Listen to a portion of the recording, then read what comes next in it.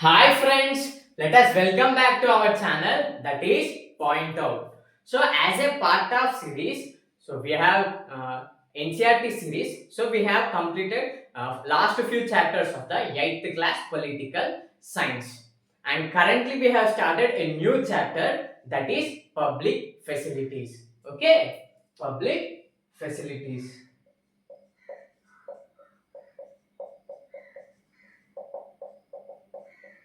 So today we are going to continue the further chapter. In that, especially today we are discuss about the government role in facilitating the public facilities for all the people. Okay, how it was providing support for the public. Secondly, we are going to discuss about uh, then where did they get that money. Okay, government is investing money on the public facilities. Okay, then for the government, where did they getting, from where they are collecting. So we are going to see through a pie chart, okay, through a graphical analysis. Further, we are going to discuss about water availability. Is it really water available for all the people, irrespective of the profession or occupation? Is it really everyone accessible, the safe drinking water? So today we are going to understand all these topics. Okay. So the government's role, the government's role. Secondly, we are going to study through graphical analysis.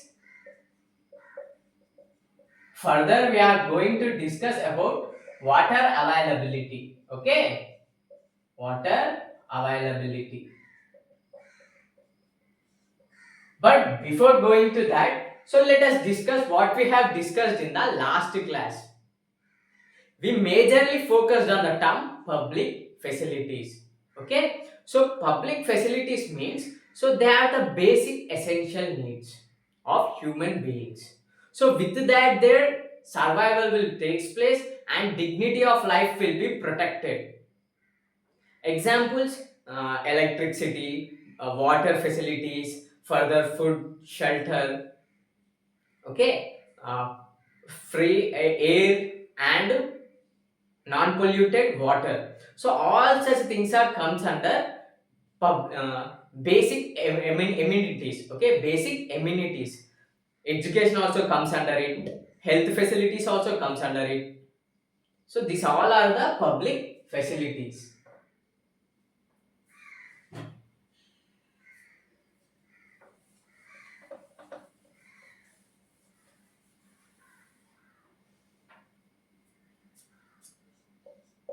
Public facilities. They are the basic essential things.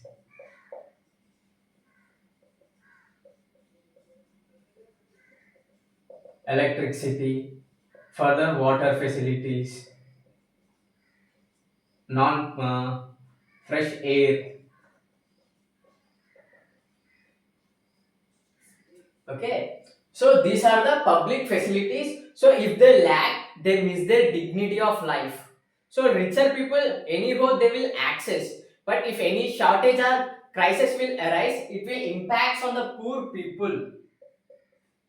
Poor people. So because of that, they lost their dignity of life. Then government should wanted to take the initiation to protect their rights, to value their interests, okay, to not make them deprived. So this is all about the public facilities. Next we have discussed about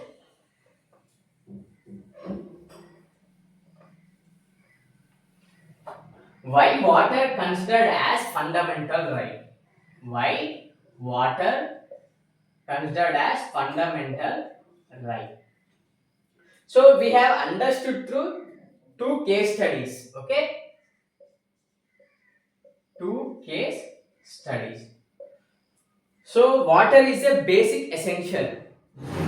It needed for the drinking purpose, for the basic work related purpose, but they are not only for the basics, but it also impacts on the health conditions. We have seen that at Andhra Pradesh or over complete our India, nearly per every day 1600 children were dying, those who are age less than 5, because of the water related diseases, because of the non availability of proper drinking water. Okay, so that's why they understood the essence of the water in all domains. Importance or essence, they understood, and they made through raising certain case studies, then they declared water as a fundamental right. So now let's see what are the case studies. So the first case study will be, so in the Andhra Pradesh at 2017, from the Mahabub Nagar district, so they filed a petition at Supreme Court such that so textile industry people were continuously, rigorously, they are releasing the chemicals disposed into the water resources, either in the form of the gas or in the form of the solid waste, either through chemicals. So they are polluting the water resources. And for the Mahabub Nagar people, that is the whole and soul for them, either for the drinking water, for the irrigation facilities. So water related were completely dependent on that resources. So because of that contaminated, they are not ready accessible for the drinking purpose and not fit for the irrigation purpose. So because of that, they raised their voice, they questioned. Okay, so at the Supreme Court,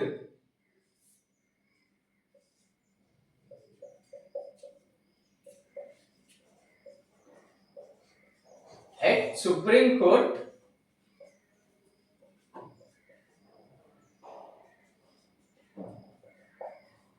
textile industry.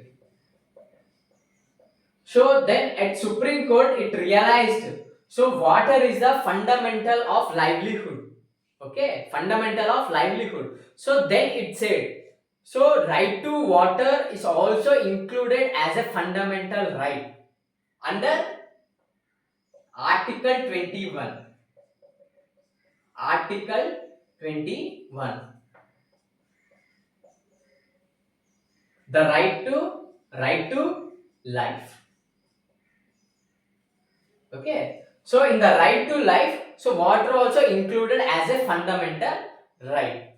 So this is all about we have studied in the last class, and today we are moving to the new topic, that is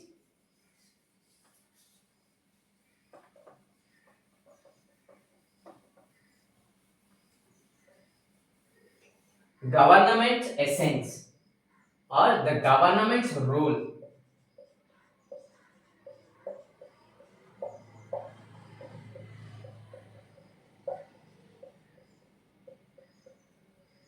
So the government's role. So yes, public facilities are needed. Okay, so public facilities are basic amenities. So in our society, there were rich people and middle class and further poor people. So rich people, anyhow, they will access through their financial power and they have influential power. So through that, any basic need they are going to access. And middle class people, they will try to manage. Okay, anyhow they will adjust and they will lead. But when it comes to the poor people, so because of their conditions they are not accessible. Okay, so they can't access proper clean drinking water because of their financial conditions. So then what happens, they will feel inferior and they will become deprived. So marginalization, such things will take place. So these people try to exploit them. Okay, so to provide the decent life for the poor people or middle class people, so constitution wanted to make involve, the state wanted to involve to provide the equity for all the people. Okay, so state should wanted to involve in this to provide the equity. So now let us assume that why private people were not interested.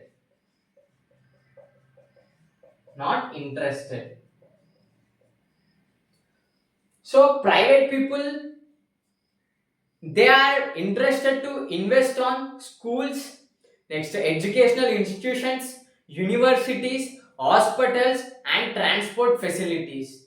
Even they are interested to purchase the tankers, water tankers, and providing service to the people. But the major point is, the major theme of the private people is to produce the profits, to generate the income from that services. Okay, so major theme will be, their major interest will be generate of profits,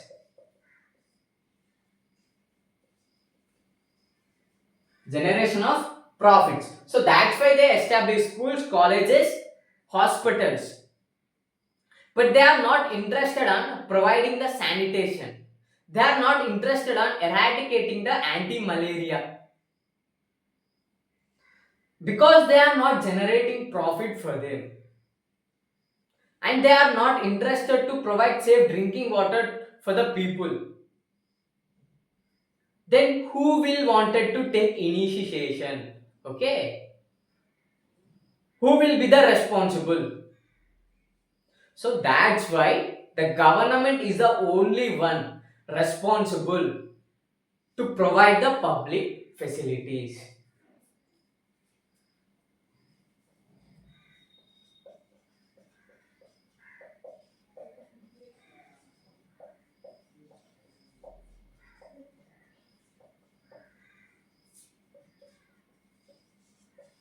So we understood that why government is only one who supports the public facilities, because respect of all the things, corporates, private industries, their only major focus is on profits, but the government focus is on providing the dignity of life and decent of life for for everyone, for all. Okay, so this is the government's role. So now let's understand.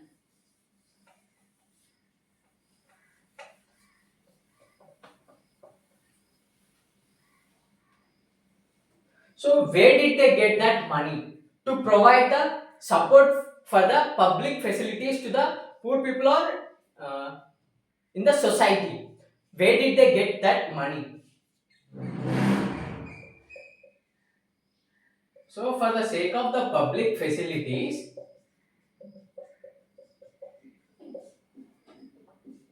where money is getting, from where money is collecting. So we all know, even the beggar or a auto rickshaw or a chief minister or a prime minister, so everyone pay the tax. Everyone will pay the money in the form of tax, either through goods or imports, exports. Okay, if they in the there are two taxes, direct tax and indirect tax. So they are going to cost on your job salaries, on your crops, on the services. So they will cost you money, so they will collect in the form of taxes from you. Okay, so they are going to collect money as a form of taxes, and you all the people were paying. You all the people were paying. So it's our money. Okay, it's ours money.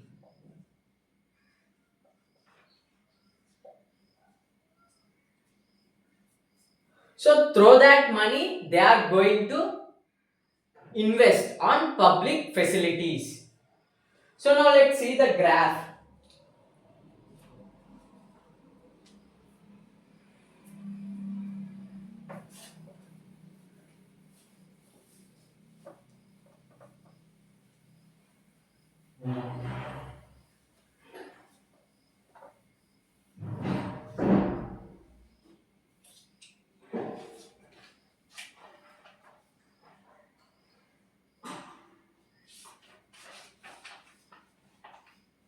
So tax revenue of central government. Tax revenue. So such that government from where are the domains they are collecting money. Central government.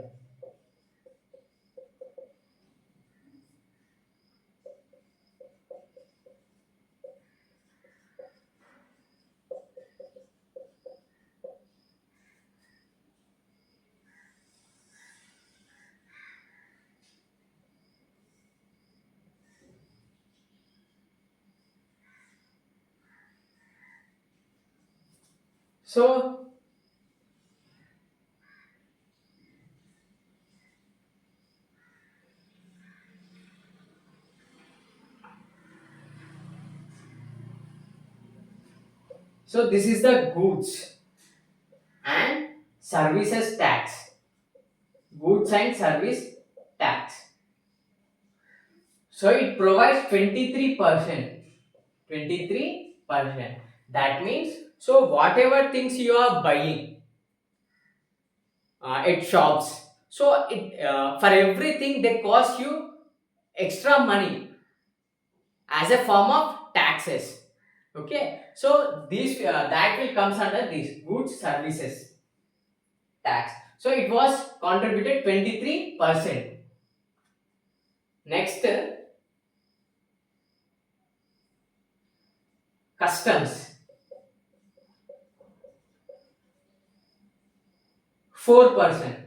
So customs means so whatever the things you are exporting from importing from the foreign countries.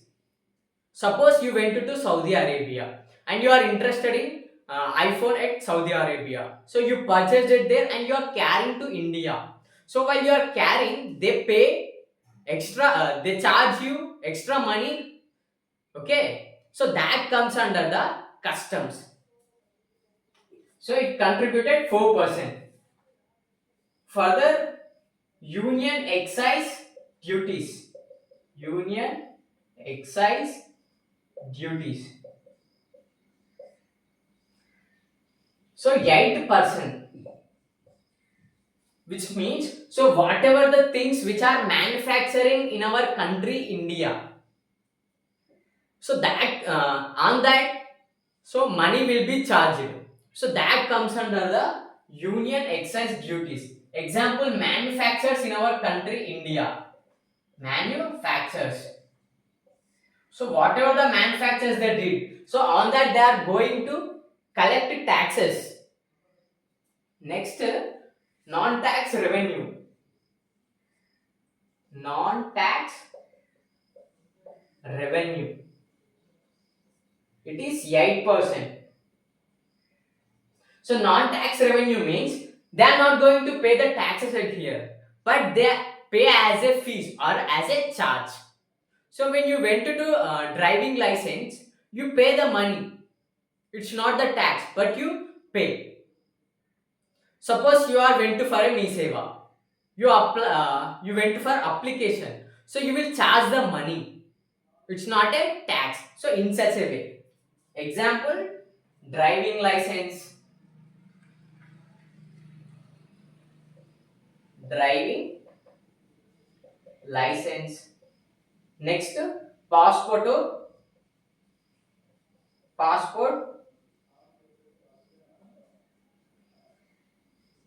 for the sake of the passports. Okay. Next, further income tax, 16%. Income tax, 16%. So it is a direct tax. Direct tax means So you done a job. So on that job you get the salary. So on that salary they are going to fine you as a form of tax. So based on the salary you get, they are going to charge. So this is nothing but the direct tax or income tax. Example, costing on salary jobs.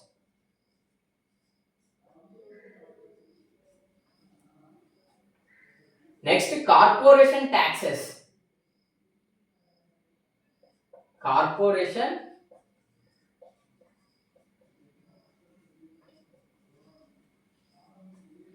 So corporation taxes is 19%.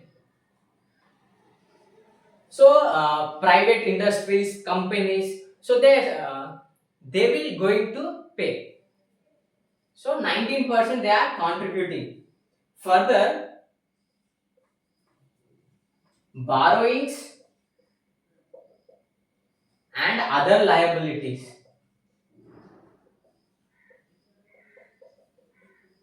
Borrowings and other liabilities.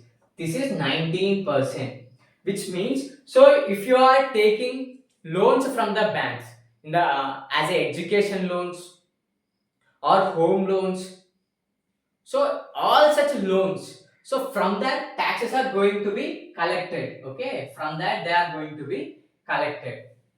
And another one will be non-debt capital, non-debt capital receipts.